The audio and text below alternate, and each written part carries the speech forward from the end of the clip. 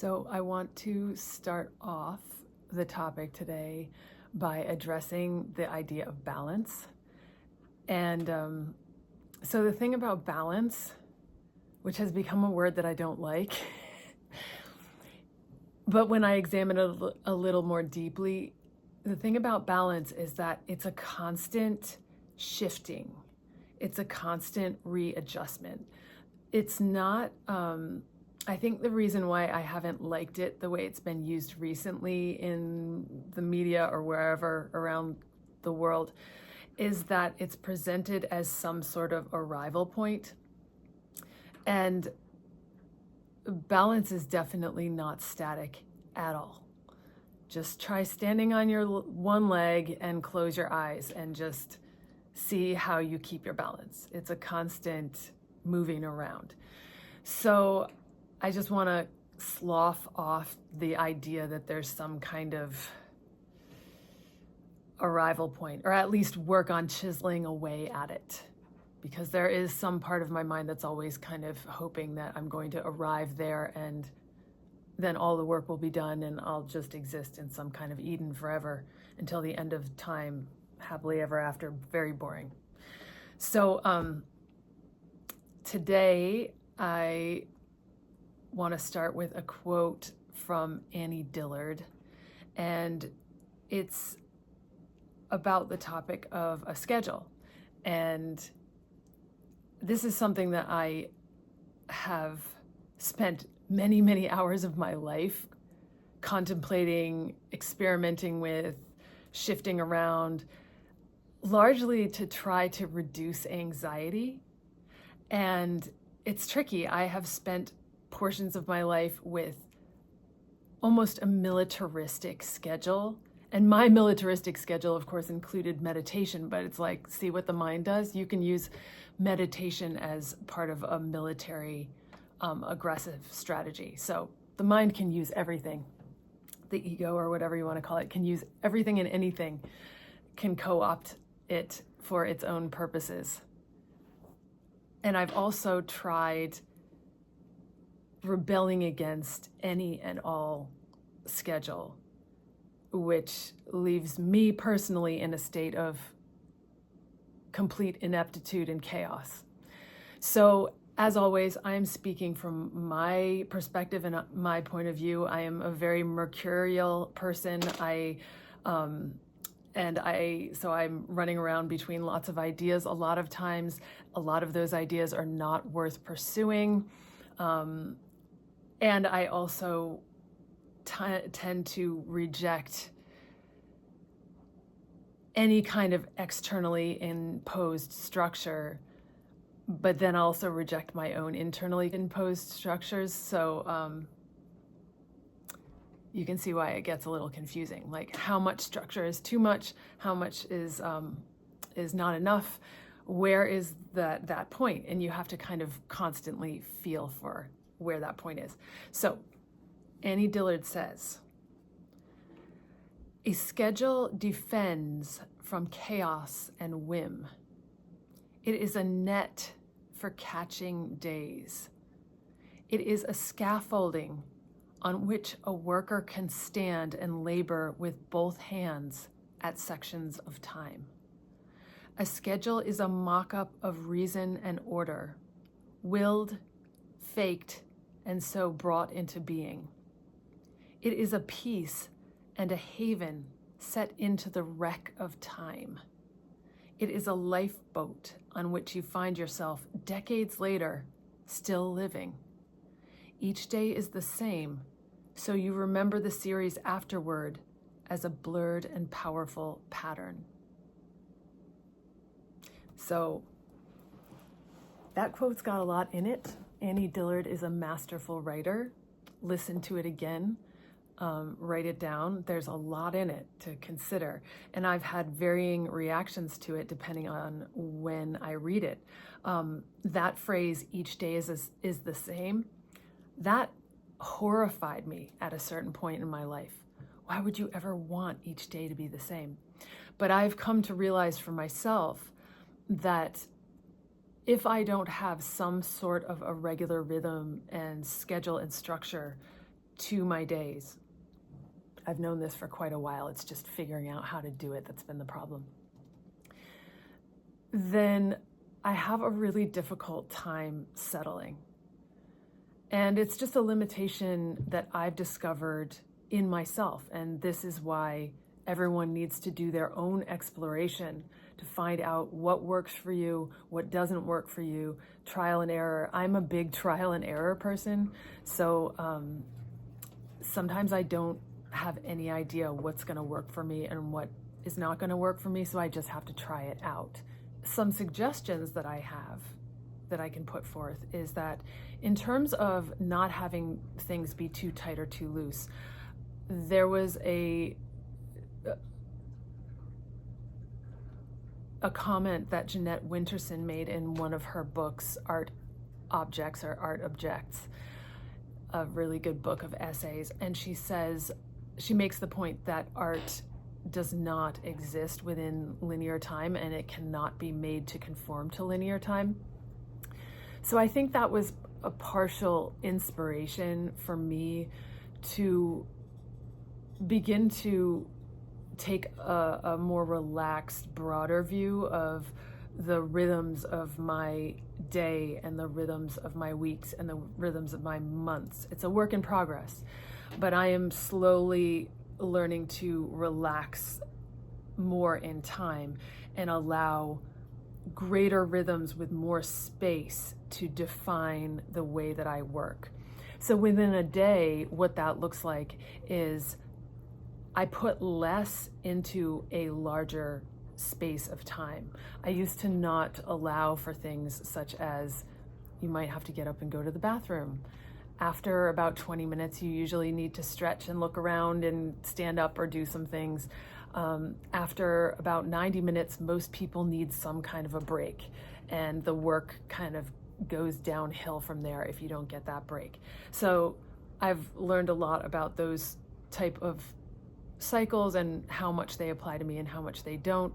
But in general, I will choose one task. And for me, my mind is very awake in the morning, for example. So you want to get a sense of when your energy, how your energy is as you move throughout the day. I'm really sharp and inspired in the morning, but I cannot take a lot of input. So conversations, no. Interpersonal interactions don't really work for me very well in the morning. But writing, brilliant.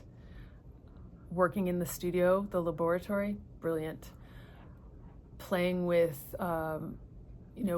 interspacing movement with brainstorming, brilliant.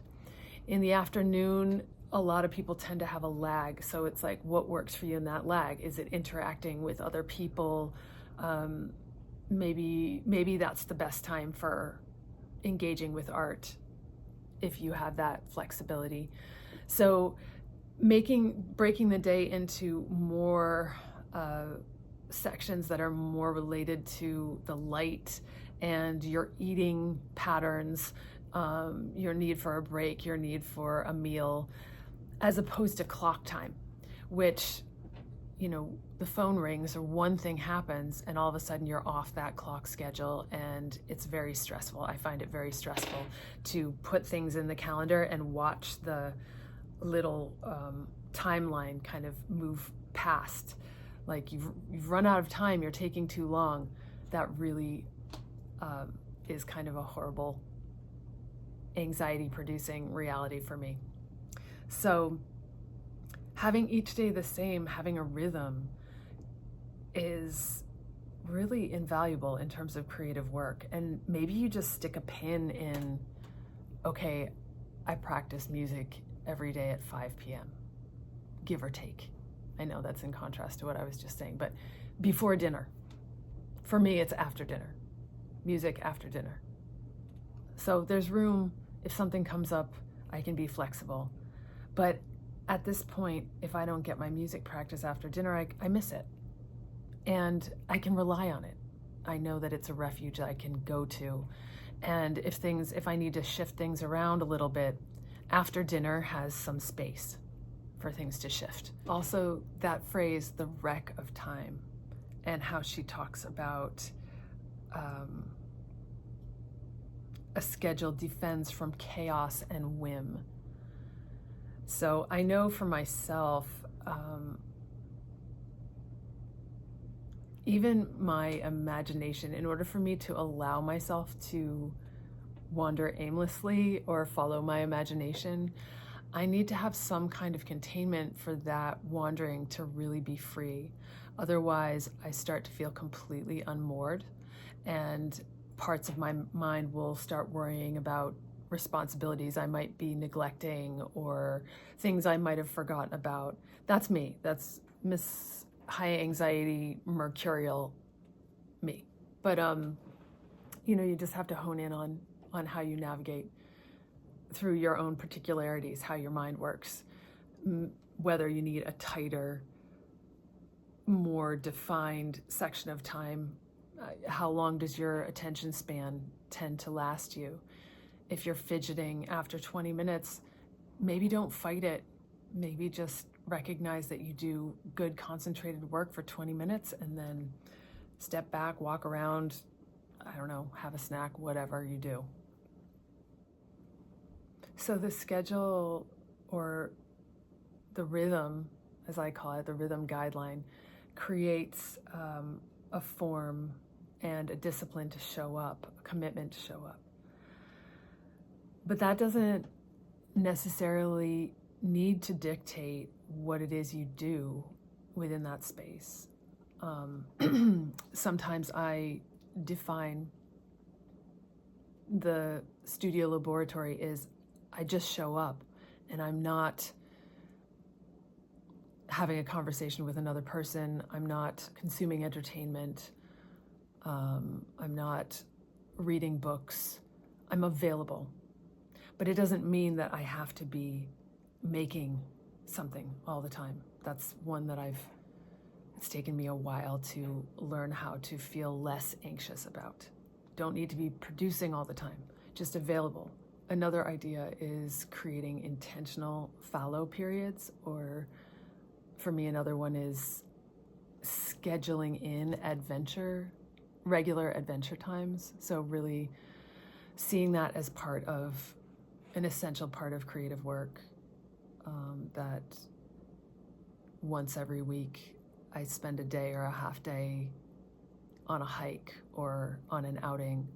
Once a month I go on a small road trip for an overnight or something like that. So that there's time when I step away completely. I listened to an interview with Rick Rubin, who wrote the brilliant book, The Creative Act, A Way of Being, highly recommended.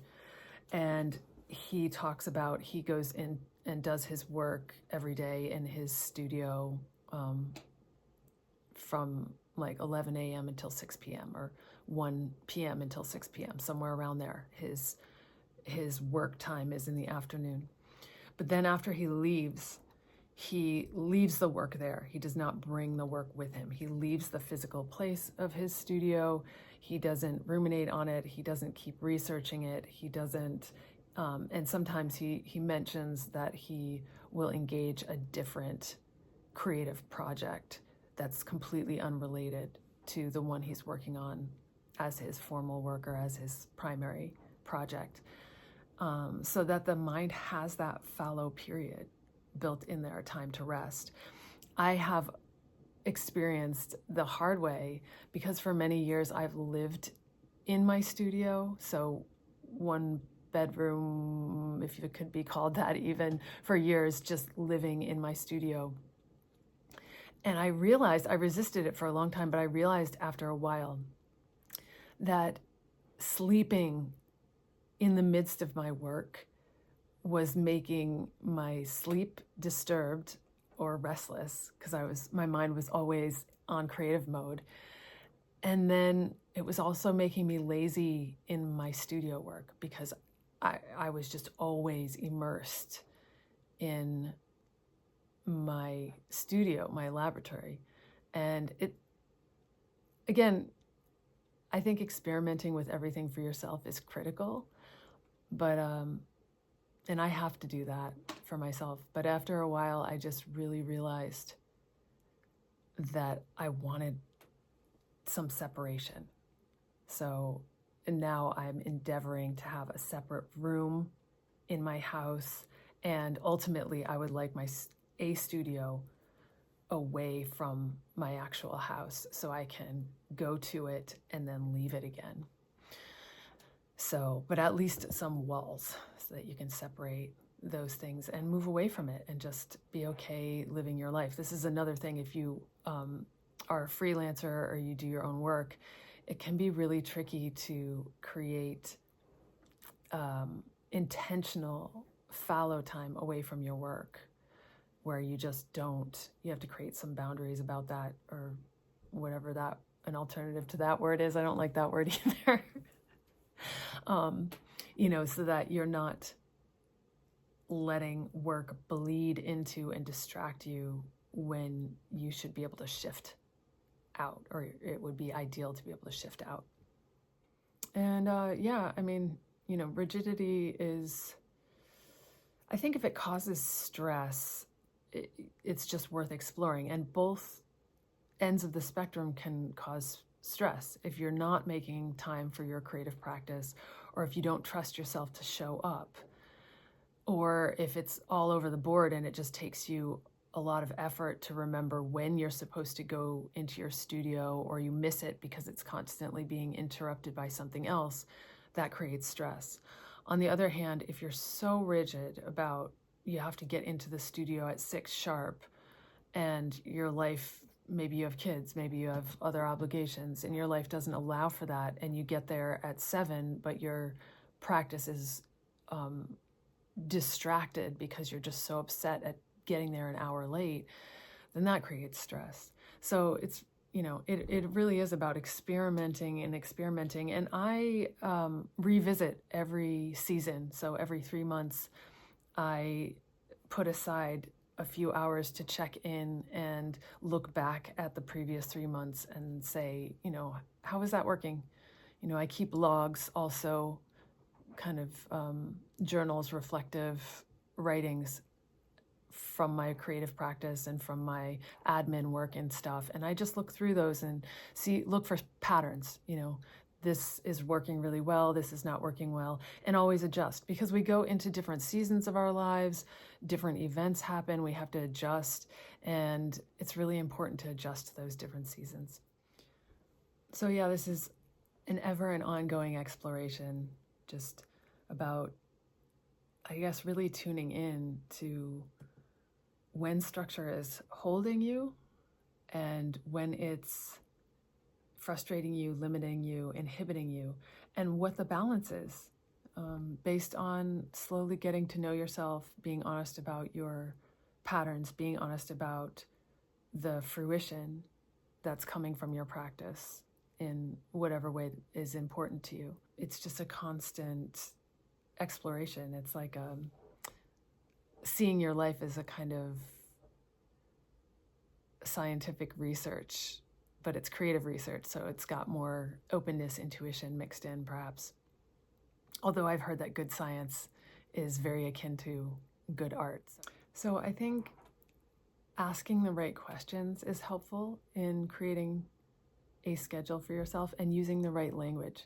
So for me, rhythm is more appealing than the word schedule. I'm a language person, so that might seem silly to some people, and as Annie Dillard said, you want your schedule or your rhythm to be a piece and a haven set into the wreck of time, one that defends from chaos and whim.